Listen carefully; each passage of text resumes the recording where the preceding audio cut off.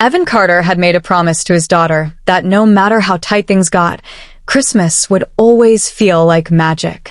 So on that cold December evening, he brought 7-year-old Lily to Wonderland Park, the sprawling amusement center on the edge of Portland that transformed into a winter fantasy every holiday season. The entrance fee had cost him a full day's wages from his construction job. But watching Lily's eyes grow wide at the towering Christmas tree and the cascading fake snow made every dollar worth it. He had no way of knowing that this night would change everything, that a single act of kindness would collide with a mother's worst fear and open doors to a world he never imagined entering. The park pulsed with life. Thousands of families moved through the decorated pathways, their laughter mixing with Christmas carols blasting from hidden speakers. Evan held Lily's mittened hand as they navigated through the crowd, past vendors selling hot cocoa and roasted chestnuts, past the spinning teacups wrapped in twinkling lights, past the long lines snaking toward Santa's workshop. Lily tugged him toward the carousel, its painted horses rising and falling beneath a canopy of golden stars. They were halfway there when Evan felt something collide with his leg. He looked down to find a little girl, maybe 5 or 6 years old, clutching his jeans with both fists. Her face was strewn with tears, her breath coming in ragged gasps. She wore an expensive-looking white coat with fur trim, but one of her patent leather shoes had come unbuckled, and her dark curls were wild around her face. She looked up at Evan with enormous brown eyes filled with absolute terror. Hey, Evan said, crouching down immediately. But the girl only cried harder, burying her face against his knee. Evan felt his heart clench. He knew that kind of fear, the primal panic of a child separated from their parent. He'd seen it once in Lily years ago at a grocery store, and the memory still haunted him. Lily knelt beside him, her expression serious beyond her years. "It's all right," she said softly to the girl. "My daddy's really nice. He'll help you find your mommy." The girl lifted her head slightly, her sobs quieting to hiccups.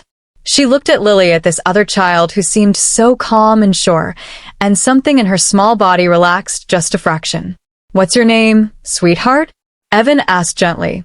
"Sophie." The girl managed between shuddering breaths. "That's a beautiful name. I'm Evan, and this is my daughter, Lily. Can you tell me what your mommy looks like?" But Sophie's face crumpled again. "I don't know where she went. There were so many people. And then she was gone, and I couldn't find her. And I looked everywhere." And okay. Evan said, his voice steady even as his mind raced. He scanned the crowd looking for anyone who seemed to be searching frantically for a child. The sea of faces was overwhelming: families, couples, groups of teenagers, all moving in different directions beneath the artificial snowfall. Finding one specific person in this chaos would be nearly impossible. "Let's go to the security station," he decided. "They'll be able to help us find your mom." He stood, and Sophie immediately reached for his hand. The gesture was automatic, trusting, and it made something ache deep in Evan's chest. He took her small fingers in his, noting how cold they were, despite her expensive coat. With Lily holding his other hand, he began making his way toward the main security office near the park center. The journey was slow and difficult. The crowd seemed to grow thicker with every step, bodies pressing in from all sides. Sophie whimpered each time someone jostled past them, her grip on Evan's hand tightening to the point of pain. He lifted her onto his hip without thinking. The way he'd carried Lily through countless crowds when she was smaller, and she immediately wrapped her arms around his neck and buried her face against his shoulder. "We're almost there," he told her softly. "You're being so brave, Sophie." The security station was a small building designed to look like a gingerbread house, complete with candy cane columns and a frosted roof. But the cheerful exterior couldn't mask the tension inside. A line of anxious parents stretched out the door, each one clutching photos on their phones, each one wearing the same expression of barely contained panic. Evan felt Sophie tense against him as she took in the scene. All these other lost children, all these other frightened families. Inside, 2 exhausted-looking security guards were fielding questions from multiple directions. Radios crackled with updates. A whiteboard on the wall listed descriptions of 6 different lost children. Their locations last seen marked with color-coded pins on a large map of the park. "Sir, we're doing our best," one guard was saying to a father who looked ready to tear the building apart. "We've got teams searching every section of the park." Evan waited his turn, bouncing Sophie gently to keep her calm.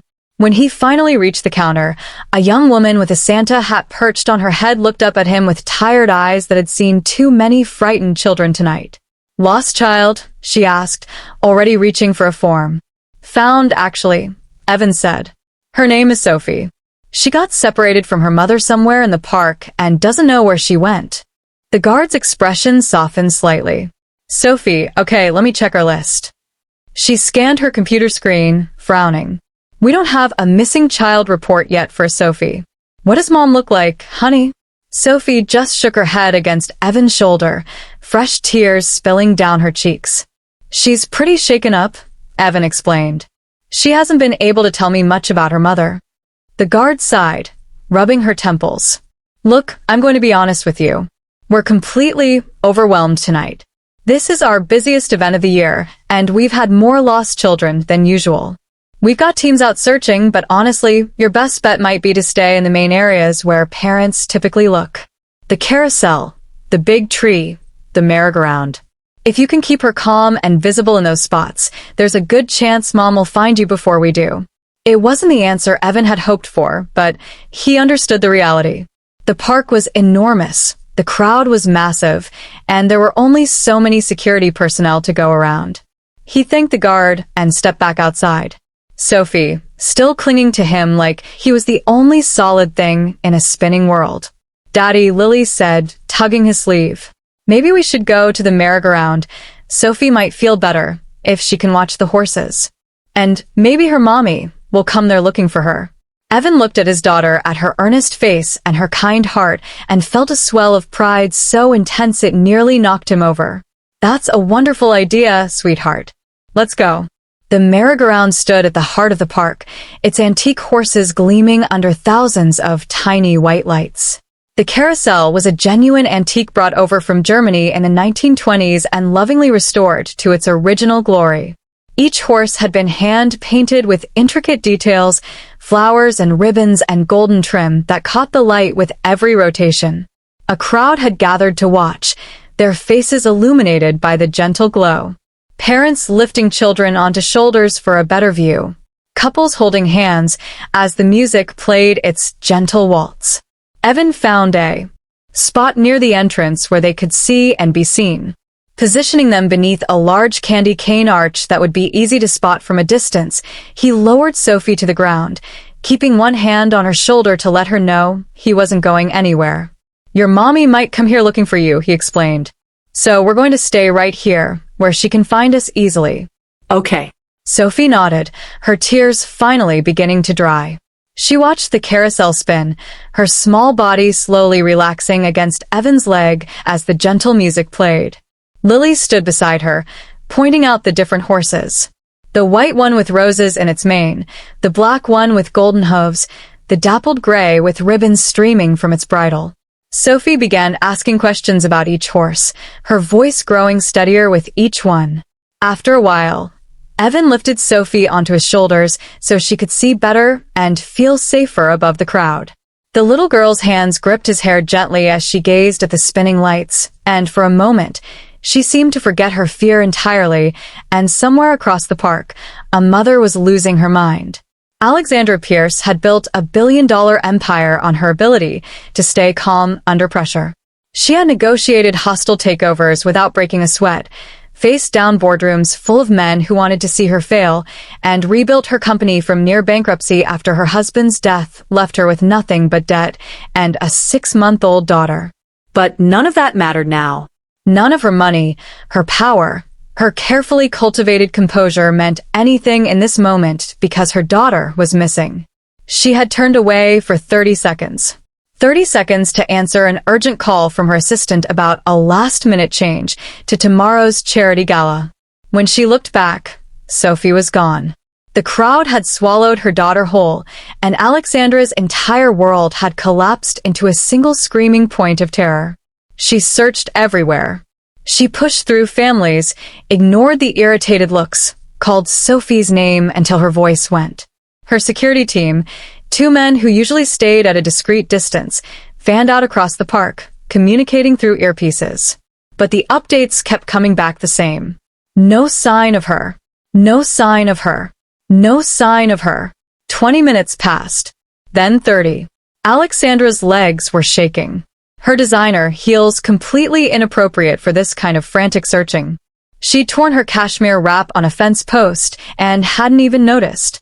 Her perfectly styled hair had come loose from its pins, strands falling across her face as she ran. Every blonde child she spotted made her heart stop. And every time it wasn't Sophie, she died a little more inside. The Christmas lights that had seemed so magical an hour ago now felt like a cruel joke. Their cheerful twinkling mocking her terror. She thought about every moment she'd been too busy to play with Sophie. Every bedtime story she'd delegated to the nanny.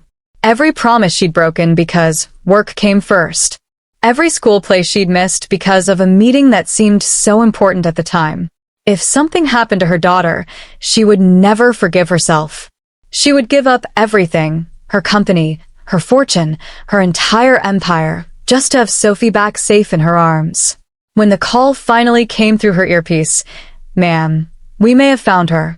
Someone matching Sophie's description is near the merry-go-round. Alexandra was already running. She burst through the crowd like a woman possessed, shoving aside anyone who got in her way. The merry-go-round came into view, its cheerful music suddenly sounding like a mockery of everything she was feeling. And then she saw them. A man tall, broad-shouldered, wearing a worn canvas jacket. He had Sophie on his shoulders, her small hands gripping his hair, and he was pointing up at something. The lights maybe, or the fake snow drifting down from hidden machines. Sophie was smiling. She was smiling while Alexandra had been dying of fear. And this stranger had her daughter on his shoulders like he had every right to touch her child. Something snapped inside Alexandra. Every news story she'd ever read about child abductions. Every warning about predators in crowded places. Every nightmare she'd had since becoming a mother, it all crashed together into a single blinding wave of rage and terror. She didn't think. She just acted. "Get away from her!" Alexandra screamed, launching herself at the man. She grabbed Sophie, yanking her off his shoulders with enough force to make the child cry out in surprise. "Don't you touch her. Don't you ever touch my daughter." The man stumbled backward, his hands raised in surrender. He was saying something, his mouth moving, but Alexandra couldn't hear him over the roaring in her ears and the Christmas music blaring from nearby speakers. Sophie was crying now, really crying.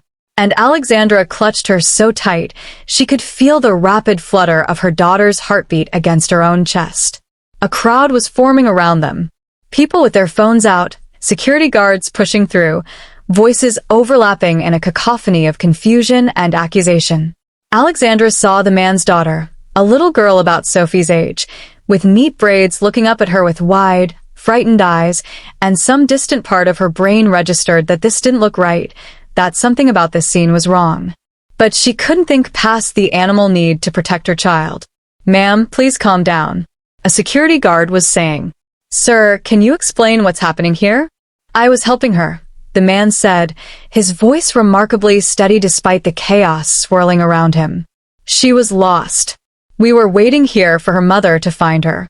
"Liar," Alexandra spat. "You had her on your shoulders. You were carrying her somewhere. I was showing her the lights on the tree.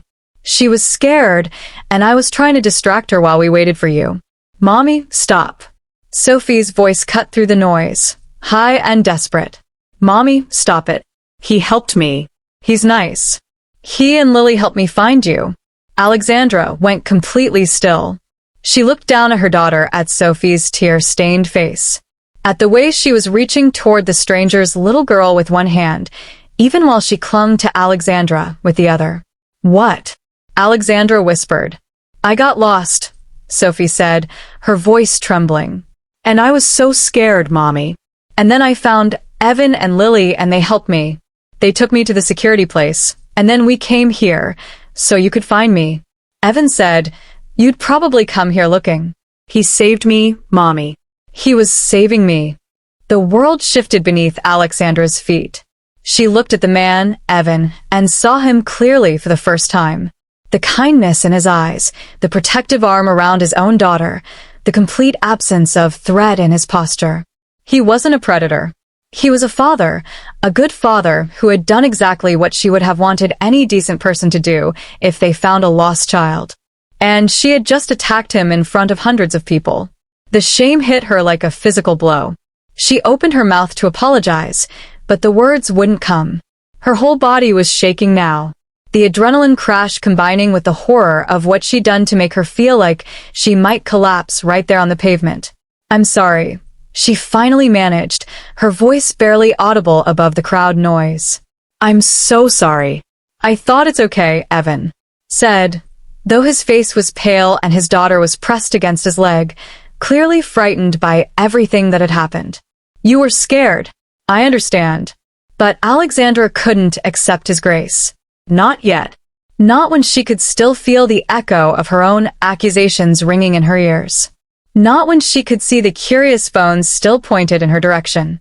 She pulled Sophie closer, mumbled another apology, and retreated into the crowd before she could make things any worse. Her security team flanked her immediately, creating a bubble of space as she made her way back toward the VIP section of the park. She didn't look back. If she had, she would have seen Evan watching her go. His expression not angry but sad. The look of a man who understood fear intimately, who had perhaps felt that same terror himself, and who bore her no ill will despite everything she had done. 15 minutes later, Alexandra sat in the private lounge, reserved for the park's most generous donors. Sophie curled in her lap. Her hands had finally stopped shaking, but the guilt had only grown stronger with each passing moment. She kept replaying the scene in her mind, the way she'd grabbed Sophie, the accusations she'd hurled, the fear in that little girl's eyes as she watched a stranger attack her father. She thought about what kind of example she had set for her own daughter, what Sophie must think of her now. She had to make it right. She had no idea how, but she had to try. Marcus, she said to the head of her security team, find him. Marcus hesitated. Ma'am, are you sure that's wise? After what happened out there, I accused an innocent man of being a predator in front of hundreds of people. Alexandra cut him off, her voice tight. I need to apologize properly. Find him. 20 minutes later, Evan and Lily stood at the entrance to the VIP lounge, looking profoundly uncomfortable. Evan had cleaned up slightly, wiped the fake snow from his jacket, smoothed down his hair, but there was no hiding the worn edges of his clothes or the weariness in his eyes. He looked like a man who had wandered into the wrong world entirely, and knew it. Alexandra rose to meet them, Sophie, sliding off her lap to stand beside her. The massive Christmas tree behind them cast everything in a warm golden glow, but it did nothing to ease the chill of Alexandra's embarrassment. Thank you for coming, she said, and her voice cracked slightly on the words. I know I have no right to ask anything of you after the way I behaved. You were scared. Evan said again, the same words he'd used before. Any parent would be. That doesn't excuse what I did. Alexandra took a deep breath, steadying herself. I accused you of something terrible.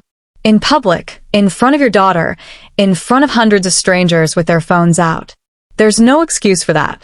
I appreciate the apology, Evan said carefully. But honestly, we're fine. You don't owe us anything else. Yes, I do. Alexandra glanced down at Sophie, who was staring at Lily with undisguised longing. Sophie hasn't stopped talking about your daughter since we got back here. Apparently, Lily was very kind to her when she was scared. Lily, who had been hiding behind her father's leg, peered out shyly. Sophie was really scared, she said simply. I didn't want her to be scared anymore. Alexandra felt something shift in her chest, a softening she hadn't expected. She looked at this child in her second-hand coat and her carefully braided hair, and she saw a kindness that had nothing to do with money or status or social position. A kindness that was simply part of who this little girl was. That was very sweet of you, Alexandra said softly. Daddy says we should always help people when they're scared, Lily added solemnly. Because someone might help us someday when we're scared, too. Alexandra's eyes moved to Evan. He looked embarrassed by his daughter's words, a slight flush coloring his cheeks. But he didn't contradict her. He just stood there, one hand on Lily's shoulder, radiating a quiet dignity that Alexandra found unexpectedly moving. "Your father sounds like a very wise man," she said. "He's the best daddy in the whole world," Lily said with absolute certainty. Sophie tugged on Alexandra's hand. "Mommy, can Lily come play with me? Please, I want to show her the special playground." Alexandra hesitated. She had intended to apologize and let them go to close this uncomfortable chapter and never think about it again. But Sophie's face was so hopeful, more animated than Alexandra had seen her in months. And Lily was looking at Sophie with equal eagerness. Of course, she heard herself say. The next hour unfolded in ways Alexandra hadn't anticipated. She had expected awkwardness, stilted conversation, two worlds colliding uncomfortably. Instead, she found herself watching Sophie and Lily play together in the VIP area's private playground, while Evan sat across from her at a table laden with refreshments he barely touched. The girls had become instant friends. The way only children can, bonding over shared games and whispered secrets, their laughter ringing out across the quiet lounge like bells.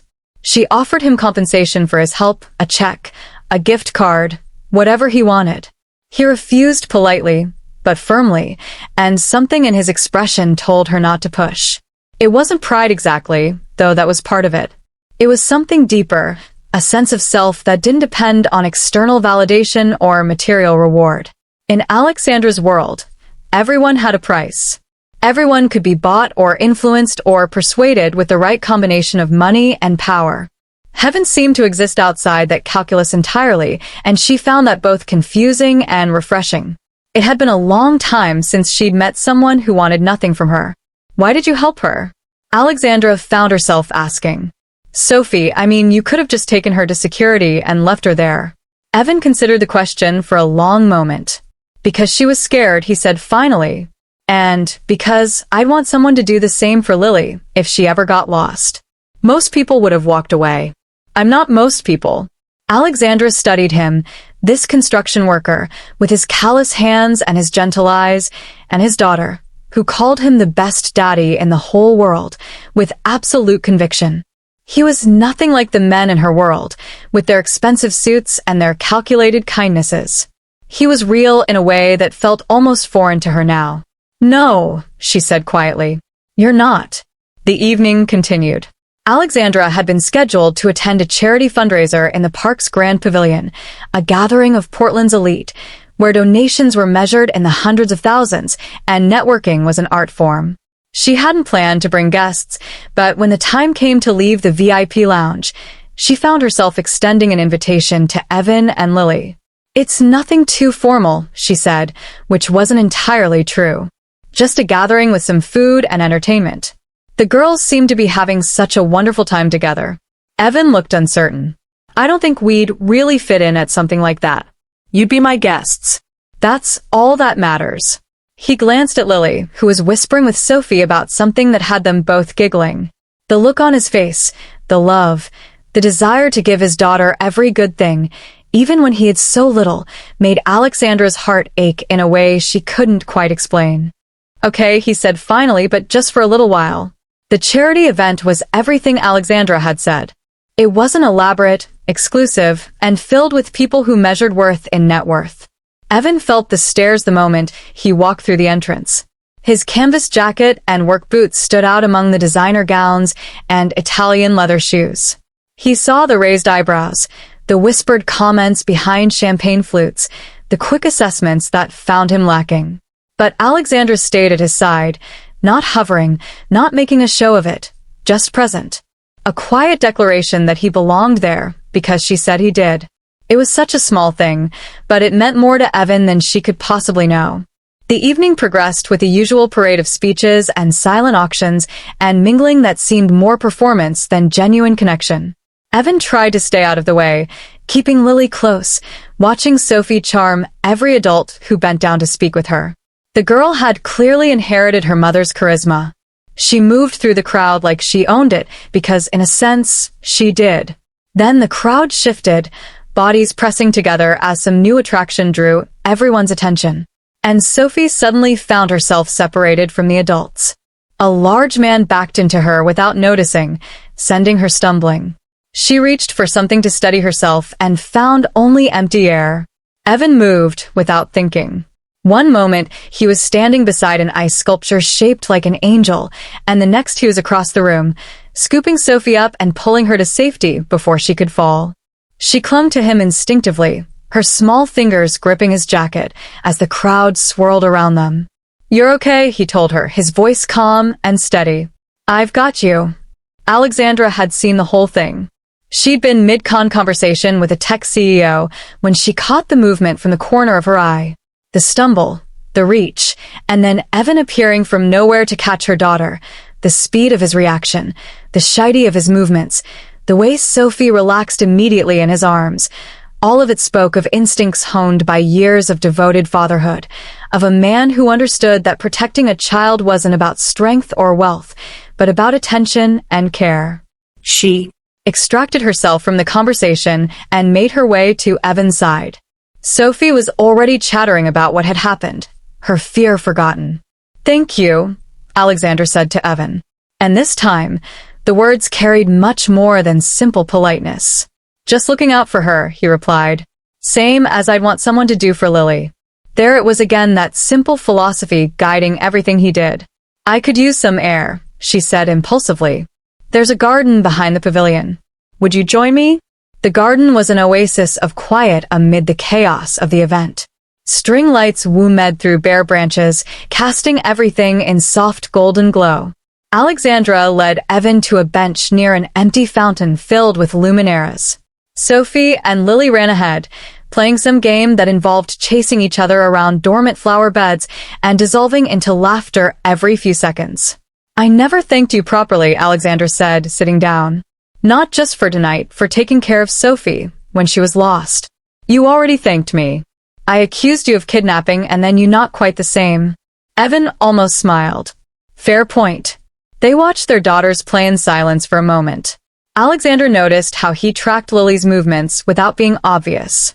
The patience in his posture, the lines around his eyes that spoke of both laughter and worry. "Can I ask something personal?" she said. Lily's mother. A shadow passed over Evan's features. "She passed away 3 years ago. Cancer." "I'm sorry."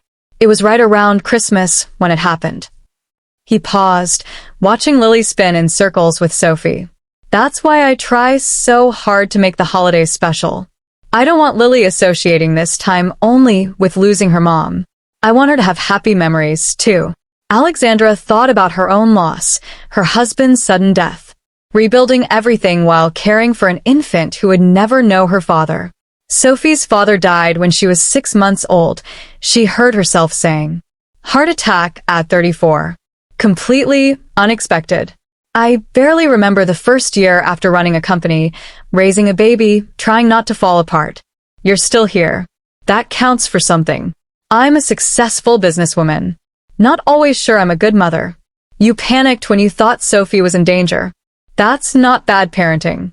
It's someone who lost control. It's someone who loves her daughter more than anything." Evan paused. "My wife used to say, being broken doesn't mean you're weak. Just means you've been through something hard." Alexandra looked at him, this stranger, with more insight into her heart than people she'd known for years. The girls came running back then, breathless and giggling. The moment passed, but something had shifted between Evan and Alexandra. A door had opened that neither knew how to close. Later, Alexandra overheard a conversation near the coat check. An event organizer approached Evan about construction work with the foundation, affordable housing, community centers. "I appreciate the offer, but I can't take it. We pay very well. It's not about money. The timeline means working through Christmas. I promised my daughter I'd be there with her. Surely one holiday. I told my daughter Christmas. Daddy will always be there. Even if we're broke, I'll be there. I don't break promises to her." Alexandra stood frozen, phone still in hand. She thought about Christmases she'd missed or half attended, mentally composing emails while Sophie opened presents. She thought about Sophie's terror when lost. Was that because Alexandra had given her reasons to doubt that her mother would always be there? She found Evan near the exit, helping Lily into her thin coat with its broken zipper. But Lily looked at her father like he'd hung the moon. And Alexandra understood that there were kinds of wealth that had nothing to do with money.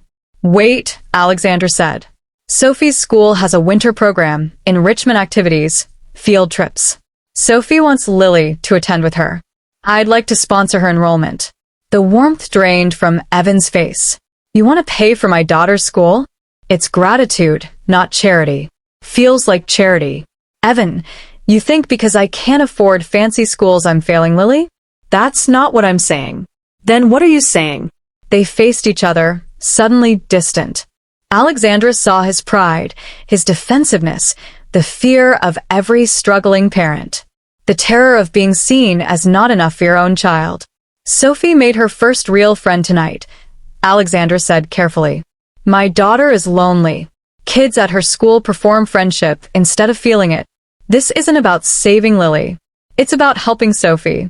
Then say that. Don't dress it up. Fine. I'm asking for help. Sophie needs a friend. Will you consider it? Before he could respond, two small bodies hurtled between them. Sophie had her arms around Lily's neck, both giggling. Are you fighting? Sophie asked worriedly. No, sweetheart. Lily tugged Devon's sleeve. Daddy, can I go to Sophie's school? She says they have horses. Evan looked at his daughter's hopeful face. Then at Sophie, watching with equal intensity. Two girls who found each other in a crowd of thousands and didn't want to let go. He sighed.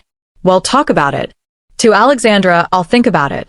Not yes, but not no. The fireworks started at 10 great blooms of color exploding across the winter sky. Alexandra found Evan standing apart from the crowd, Lily asleep in his arms. She's worn out, he said quietly. Sophie too. She's in the car. Alexandra moved beside him. I wanted to apologize again for the school thing. You offered something generous. I got defensive because I made it sound like charity, because I'm too proud. He shifted Lily's weight. My wife always said, I'd rather drown than admit I need a lifeguard. A rocket burst into golden sparks. Alexandra saw the weariness in his face, the weight he carried every day without complaint. I wasn't lying about Sophie being lonely, she said. Tonight was the first time I've seen her really play in months because of Lily. Lily doesn't have many friends either. We move around for work, so maybe this isn't charity either direction. Maybe it's two girls who need each other. Maybe the finale built. Explosions coming faster. I don't want you thinking I'm buying my way out of guilt. Alexandra said what happened earlier was unforgivable. I already forgave you. Why? Because you were scared for your daughter. I would have done the same. He faced her. You're not a bad person. You're a scared one like the rest of us. The words hit hard. She blinked. Grateful darkness hid her tears. Thank you for seeing me. Not just the billionaire or the woman who makes scenes. That's all anyone wants to be seen. The last firework exploded, white and silver hanging before fading. Alexandra made a decision. Have Christmas dinner with us, you and Lily. At my house. Evan blinked. What? No event, no guests. Just four people who need each other more than they'll admit. Alexandra, tonight has been the most real thing that's happened to me in a long time. I don't want it to end. He looked at her for a long moment. Lily stirred in his arms, murmuring something in her sleep. Okay, we'll come. Alexandra's smile was like another firework, bright and sudden and beautiful. Christmas Day arrived, wrapped in snow and pale sunshine. Alexandra's Victorian home had been transformed by decorators into a winter wonderland. With garlands draped over every banister and candles glowing in every window, but she'd asked them to leave the dining room completely alone. That space she decorated herself with Sophie, spending the morning cutting out shapes from construction paper and arguing over where each piece should go. Paper snowflakes hung crookedly from the chandelier, no two the same size. A centerpiece of pine boughs and red berries sat slightly off-center on the table, arranged by Sophie's enthusiastic but inexperienced hands. It wasn't perfect by any professional standard. It was infinitely better. Evan and Lily arrived at 4. Lily clutching a handmade card she'd spent the entire morning creating. The little girl had drawn a picture of 4 people holding hands too big, too small, under a Christmas tree, with careful letters spelling out, "Thank you for being our friends," across the top. She thrust it toward Sophie, who accepted it with squeals of delight and immediately dragged her upstairs to show her something important. "They'll be inseparable," Alexandra observed, watching them go. "For today, at least, maybe longer." They cooked together, actually together. Evan made his grandmother's stuffing while Alexandra tackled potatoes. They bumped elbows and laughed at their incompetence and produced something edible, if not gourmet. The girls came down wearing matching tinsel crowns they'd made for each other, holding hands like they'd been best friends their entire lives. "This looks yummy," Sophie announced, eyeing the spread. "You haven't tasted it," Evan warned. "Doesn't matter. It looks like love." Alexandra caught Evan's eye across the table. He smiled, unguarded and warm, and something in her loosened. After dinner, they moved to the living room where fire crackled and the trees sparkled. Sophie presented Evan a small box with great ceremony. "I made this because you saved me." Inside was a bracelet woven from thread with beads spelling hero. Simple, imperfect. "I love it." Lily gave Sophie a drawing of 2 girls holding hands under a rainbow. "That's us best friends forever." Sophie clutched it like gold. Alexandra watched, then spoke quietly. "I've been thinking about what you said, about keeping promises, being there no matter what. I haven't been good at that with Sophie. I get caught up in being Alexandra Pierce, and forget to just be Sophie's mom. You're a good mother. I'm a busy mother. Not always the same." She watched fire light on Sophie's face. "I want to be better." "Then tell her. I'm scared." Do it anyway. Such simple advice. Such terrifying advice. But Evan said it with such faith that Alexandra believed it possible. When the girls fell asleep by the fire, Alexandra and Evan sat watching embers glow. "This is nice," Evan said. "I'd forgotten what family feels like. Multiple people, chaos, noise." Alexandra nodded. "I never had this. Even when Robert was alive, Christmas was always catered." Perfect. She smiled. "This is better. Crooked snowflakes and lumpy potatoes." Love. That's what Sophie said. Evan turned to face her. Firelight painted shadows across his features. "What happens after tonight?" "I don't know, but I'd like to find out." So would I. It wasn't a promise, just an acknowledgement that whatever started in that amusement park had grown into something worth exploring. Alexander took his hand. His fingers were rough, warm, despite winter's chill. They sat as fire burned low. 2 people who found each other in unlikely circumstances, watching their daughters sleep, feeling hope for the first time in years. Outside, snow began falling again. Inside, the tree cast colored shadows across 4 people who started as strangers and were ending as something more. Whatever came next, the challenges, the complications, the bumps in the road, they would face it together. Because sometimes the best gifts aren't planned. Sometimes they find you when you least expect them. A lost child in a crowded park. A moment of chaos that could have ended in disaster, but instead opened a door to something beautiful. And the chance to discover that home isn't a place, but a feeling. That family can be built from the most unexpected pieces. Assembled not by blood, but by choice, by kindness, by the simple decision to help a stranger in need. Evan looked at the sleeping girls with their hands still intertwined at the remarkable woman beside him who had gone from accusing him of the worst to inviting him into her home, at the dying fire that had warmed them through an evening of unexpected connection. And he made himself a quiet promise. Whatever this was, wherever it led, he would show up for it completely. The same way he showed up for Lily every single day. The same way he'd shown up for Sophie in a crowded park on a winter night that now felt like the beginning of everything. And across the room, still clutching her best friend's hand in sleep, Lily smiled at something in her dreams. She didn't know what the future held, but she knew something important. That Christmas was about finding the people who made you feel safe and holding on to them as tight as you could. Outside, the snow kept falling. Inside, for hearts beat together in warmth filled with crooked snowflakes, imperfect potatoes, and the unmistakable presence of